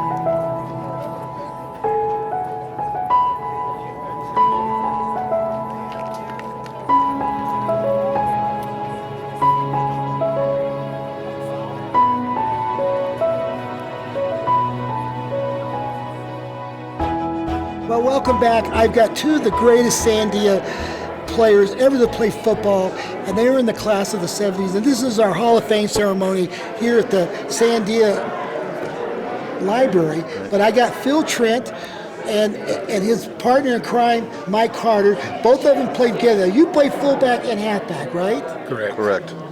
And what I was going to ask you, Phil, and you, Mike, what was your best experience as a football player at Sandia? Winning the state title? That would be a runner-up. Camaraderie would be the number one. We won the state championship, but we were just a unit that went out there and had fun and knew what each other's going to do, and that helped us win the championship. Well, and now what position did you play on defense? I was, most of the time I was free safety, and if we ran against a team that had a real strong receiver, then I would play corner. I would cover that receiver. I would cover the best receiver. If it was neutral, I would just play free safety. Now, people don't realize when you won the state championship in football and track and field twice, right? But you hold the record to this day in the 100-yard dash, because after you graduated, they went to the meters. Correct. So you ran what, a 9.495? Something like that. And you ran what, a 9.596? Yeah, senior year was 9.55, I think, when I finally got the gold. He carried the senior year. That's when my first game in the football season, I hit my knee. I got hit. I played the whole year with it all messed up, and then right after the season, got it operated on. So Phil carried the track team that year. He carried the whole thing. So I had a radio show on ESPN for 8 years on Saturday morning, and people would call me up and say, who's the 5 greatest running backs that I ever saw play? And I would have to say, who I saw was Ray Bars, number 1. Yes. Robert Lee Williams, who played in the late 60s for Albuquerque High, you, Mike Carter, and then I got to see Bobby Newcomb play when he went to Nebraska, but he played at Highland. I'd say you were the 4 greatest. Probably the greatest player was Tom McDonald, who played in the early 50s, but I would say of all those 4 players, you were the fastest. Ray Bars was just a 6'1", 220 power back, but he had speed too. Yeah, Mike was... I had so much joy when I got to do that lead block and then watch him run that touchdown. It was so much fun because he'd be right behind me and I would blow that defensive end out. We called it 26-27 power. Yep. Right? And I get goosebumps every time they call that play because I know I'm going to blast that defensive end on his butt. And I can feel Mike go right by me and score. Well, that was to me, that was like, I scored. This was his chance to hit somebody instead of knock him out. But I will agree with you, Mike. You got hurt with your knee, and he carried the team in the last 5 games of the season to get you in the state playoffs because you were hurt, and you came back. And I don't know how we could lose on a game by 3-0 on a field goal, but Clovis, maybe the refs. We won't even go there. We don't want to go there, but he did carry the team because you got hurt, and then you were able to come back. Well, he carried the team in football and track and field. So this guy here, he's my best friend. We loved the game. Like we both come from the same things. I don't care how many touchdowns I made. I don't care how many yards I ran. We loved the game of football. We loved the camaraderie. We knew what we had to do, and we were going to win. And you know what I remember is we're very special, Sandia. You're Stanley Whitaker. Now you think of all the successful people. Stanley became a judge. Right. You became very successful you were in the aircraft business for a while, weren't you? I was with Helco. This is in, I don't know. What did I do? Well, you were more working behind the scenes. He's the TV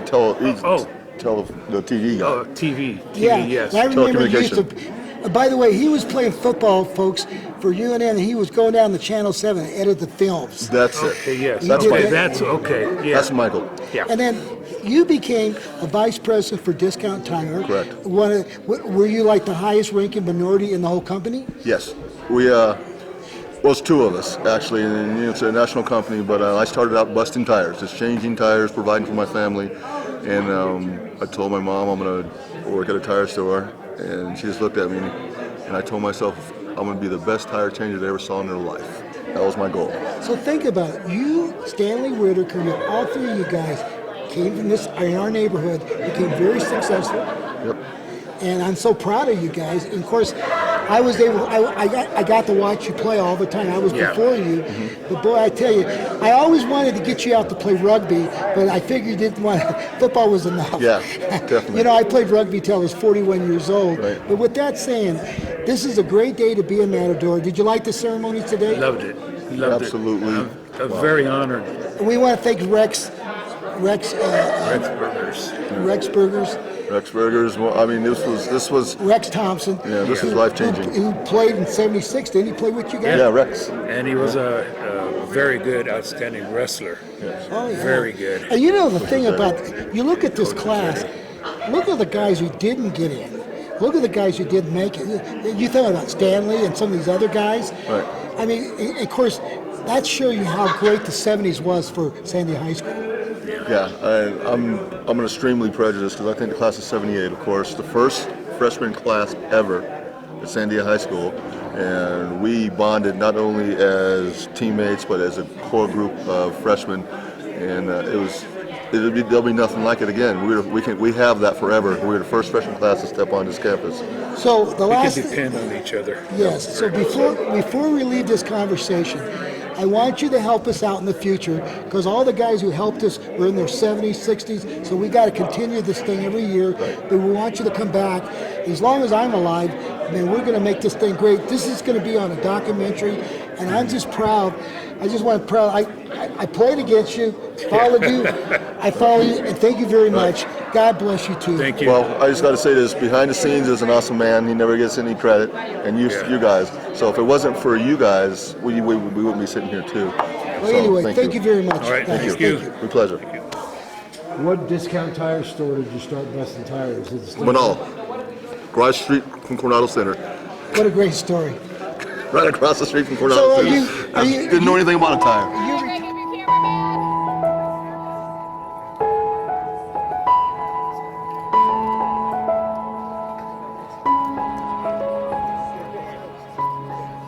Okay, this is Marty Watts with ProView Network, and of course, I'm the class of 71, Sandia. Today we have our famous induction of the 1970s, but this is pretty special. I have two special ladies who really the pioneers for Title IX in Sandia. I've got Olivia O.J. Jones, right? That's right, yes. And Paula Swartz. And I was going to ask you, how did you get the name O.J.? Like O.J. Simpson? No. Yeah, I mean, I got lots of jokes about that, but afterwards. But it was in right at the beginning of high school. One of the Bob Nagel and Dan Morse gave me that nickname, and that's just stuck with athletics ever since. Well, you know, what's so special with Paula and you is because I graduated in 71. Title IX didn't come in until what, 74? 73 or 4. 73. And all those ladies, all these girls that I grew up with, like Diane Gone, and of course, it was so great to see Connie. Connie Yeah. graduated in 73. She was a sophomore when I was a senior, but she was a great athlete. But a lot of those ladies never got a chance. Right. And we just want to say thank you, those ladies who didn't get this chance. They're all Hall of Famers in my eyes. Linda Haddix. Linda Haddix was a great, my sister, Janie Watts, she was the 3X champion at AAU in gymnastics. She never got a chance. Yeah. Vicki Allen. Vicki Allen. And you know, and we were talking about Coach Poston. I was around her, and I was telling Paula, she was black and white. There was nothing in the middle. But boy, she was disciplined. But I liked her. You knew where you stand with her. Yes. And what I was amazed by her, she was coaching everything. Right. Yes. She did coach everything. Back when I was playing, girls didn't go 5-on-5. They went, 3-on? 3-on-3, half court. You couldn't go past half court. You either played offense or you played defense. And what I remember you, Paula, I would go out to you're on every team. That woman, does she have time to go home? Because you played on every team practically. Yeah. And then, of course, people don't know, you came from one cut to making the United States Olympic team in 1984. 84, yes. And you went on to Arizona State. But what's so impressive, your basketball career, you're averaging 25 points and 19 rebounds. That was unheard of in those days, right, Paula? Pretty good. Yeah, you know, even though she is a scum devil, I won't hold it against her. Right, and as she is a scaredy cat, so our U of A ASU rivalry, so that's what we call each other. But you know what's incredible is that Sandia's only won one state title in softball. It's only because of you two. Well, not just us. Not just us. Some of your teammates are here today. Lisa Palalis was an integral part of that. Yeah, there were some really good players. And Miss Poston was the reason that we won state. And you would think, we've had some great girl softball players in the last 30 years. But you're the only team that's won it. And the only reason why you didn't win state title in basketball, you had to go up against Flanagan, who won 77 straight games. Yep. I remember you guys went into overtime, almost knocked. He had a 77-game winning streak, and you almost beat him in overtime. I tell you, it was rough, and then we ended up losing that to Farmington. I wasn't on that team because that was 70. Year. Right. I was gone early. But that was, I saw you play once, and I thought you were the Charles Barkley of high school basketball. Nobody could stop you. Yep. Talking about getting rebounds, oh God. I love the game. I mean, it really was about just, that's what we're supposed to do. Okay, so the ball goes off, I'm supposed to get it. So just go do that. Yeah, you it know? was fun when OJ Yeah. was when OJ was a junior and I was a senior. I used to more play underneath. I was a 4 or 5 at that point, but then I got to go and play. My position was a 1 or 2. So it was really fun to be able to get the ball into OJ and know that she could take care of it. So it was great. You know what I'm proud of? It was fun. Paula went on and started her own business, one of the most successful businesses in town, right? I don't know about that, but it was successful. Tell us about what you do. So I started PS Inc., which is a screen printing and embroidery business, and I wanted to do that because I could stay involved with the sports and schools, which was a passion of mine. So I started out at Garden Schwartz, or New Mexico Team Sales at the time, and Harold Garden Schwartz was the owner of that, and he was my mentor. And the only reason that I was able to start my own business was because of Harold Garden Schwartz. And I actually worked for him at Sports Good. I was a salesman at a store, Harold. And I worked. Tell me about your career after basketball. Oh, wow. Yeah, I ended up coaching a lot of different levels, junior college, junior high, high school, and then just went on to try to get into the U.S. Olympic basketball circuit, of coaching circuit. So I did some different levels of court coaching, and then Olympic tryout court coaching, and then assistant coaching for like the Goodwill Games, and then the Junior Olympics assistant coach. And so you kind of go on that track, and by the time the next Olympics comes, you're moving into one of the 4 positions for the coaches.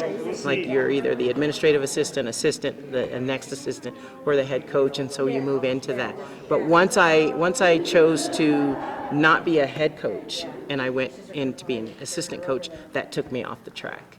And so I was right there in that track for when Tara Vanderveer was on the way to being the head coach for the So Olympic are you team. retired now?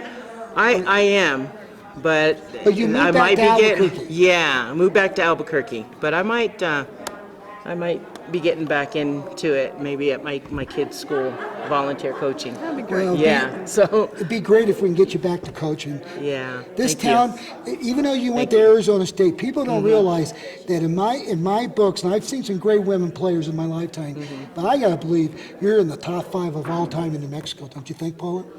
OJ, yeah. yeah. But I Thank you, guys. I really believe that, Yeah. And I was We've got telling some good ones coming out of here, but yeah. we've had some great, and we finally did win women's state championship, 3 years ago, right? Yeah, 3, that's 4 right. years ago. So Sandia's won some games, but what a day to be a Matador. The only thing I ask you is help support us for the next Hall of Fame. We'll be inducting the 80s, and we could use your support. We want to keep this thing going for a long time. Hopefully I'll be around a long time, but with that saying, this is something we'll never forget, and it is very special to be a Sandia Matador. We're the only school that has 2 governors. We have the first woman governor of Arizona, and Gary Johnson, and we have more merit scholars than any high school. Now you think of all these private schools and all this rich money, this school is a winner. Yes. Good. I agree. So, and thank you for being part of this ceremony. Thank you. Thank you. Yeah, it's been an honor. Thank you. Your colors were red? Red and white. How many people? 70, 80,000 people. I've never played. Everybody in red. Yeah, I know. Boy, I've got 2 other great Hall of Famers today that's been inducted in the Sandia Hall of Fame. And what a great day to be a Matador.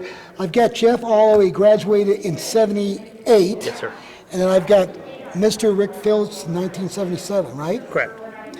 And I saw both of you guys play, but I remember you as a shot putter too. Yes. And the guy that broke your record was Fred Mady. Fred Mady, yeah. Who's going to probably be inducted next year in the 1980s. I hope so. We hope he gets in. He was here today. Wow. Tell me what's your fondest memory of being a Sandia Matador? I would have to probably say the state championship. It was so unique.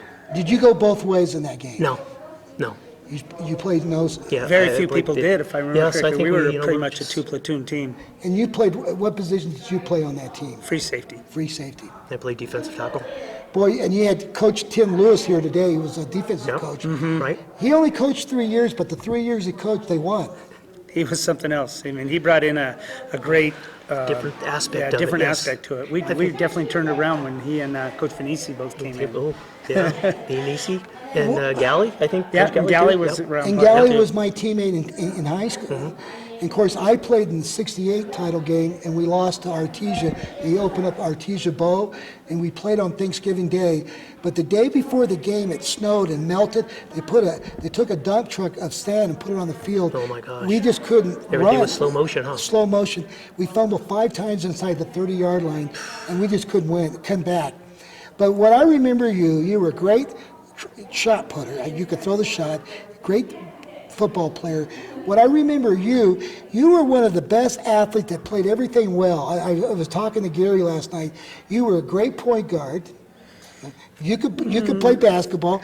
You played great football, and I didn't know you played track, but I understand you did well there. Yeah, I really wasn't. I could always run. I could always run. In fact, cross country coach was always trying to tell me, "What are you doing playing football? You should be running." You always knew cross he was country." around. Well, you're one of those guys that you're good at. And I've known a few players like you in my lifetime. Everything you did, you were good at. Now I went on to play rugby for 15 years, and I played 2 years at New Mexico Highlands. But I found rugby was a game I could play till I was 40. But I was one of these guys I just get a sport. You just keep on playing, and you remind me of that kind of a player. Well, I remember you coming out to practice, and I talked to you a lot. And you were trying to talk to us about rugby and giving all that stuff. So, it was. I always remember you, and I think about all the things you were telling me about how to control the ball and have better hand motion, and so I use those things. So I had better hands. It's funny. I worked for ESPN Radio for 8 years. Of course, I've been with ProView for 7. I would go to the local press conference, and about 3 years ago, I mentioned to Coach Davey that they need to go to rugby tackling. This head-to-head thing is gone, and everybody started laughing at me. Rugby tackling, and of course, I'm the only guy in that room, in the press room, that ever played college football and rugby, and I knew the difference. Finally, one of my buddies at OU knew Bob Stoops.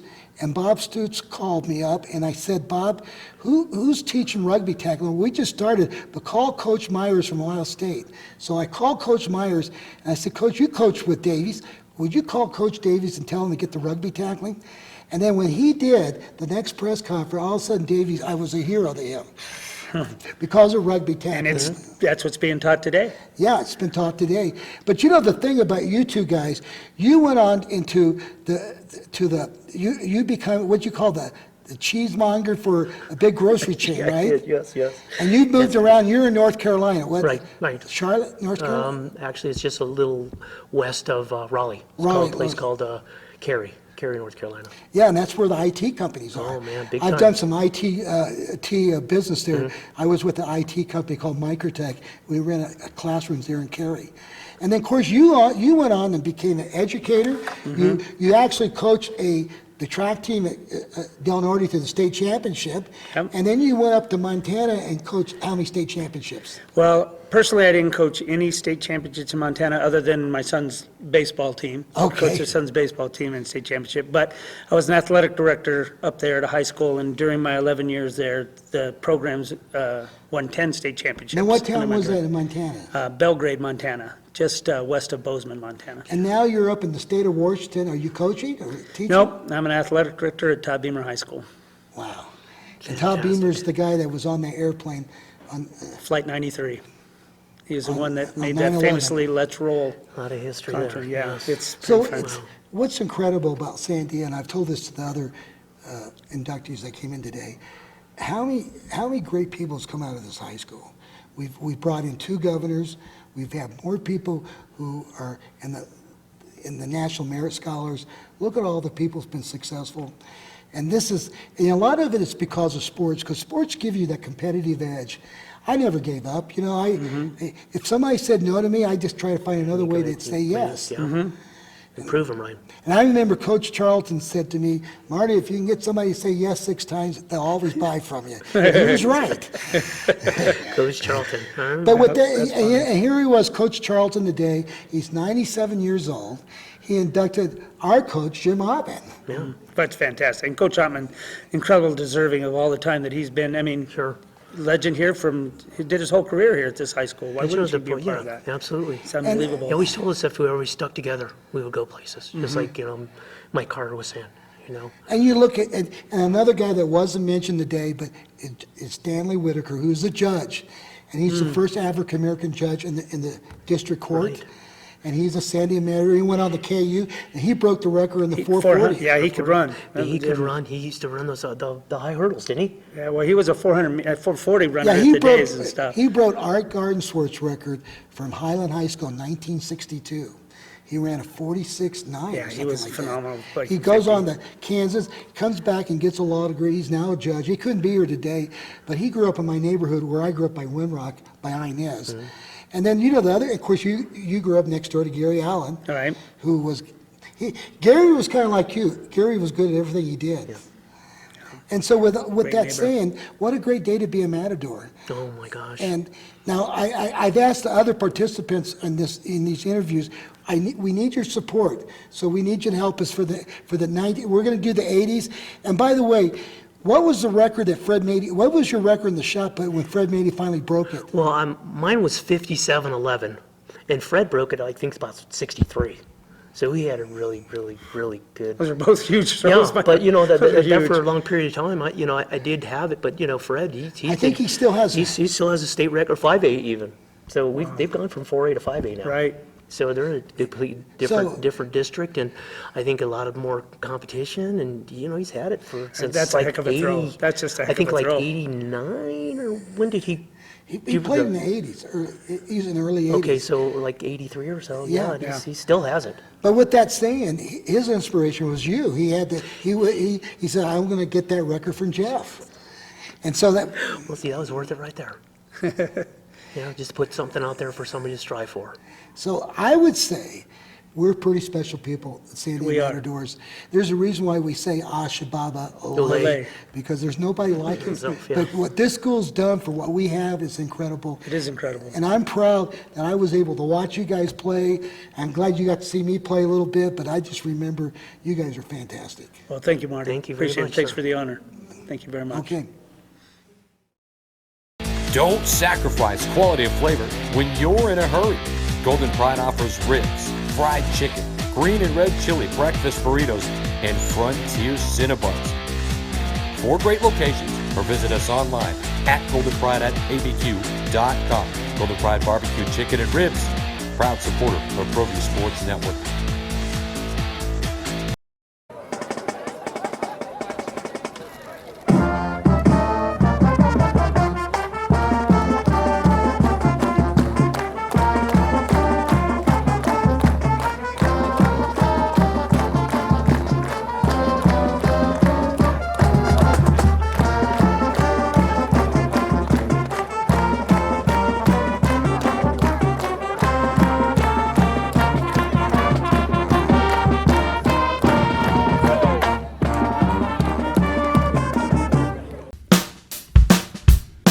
Well, I'm going to the frontier, walk up to the cashier, order up a root beer and a number 1. Cover it with green stuff, 1 scoop is not enough. Find a booth is real tough, back by the Duke. Meet my family, meet my friends in the quirkiest restaurant I have ever been. All of Albuquerque's favorite spot, it's the Frontier Restaurant.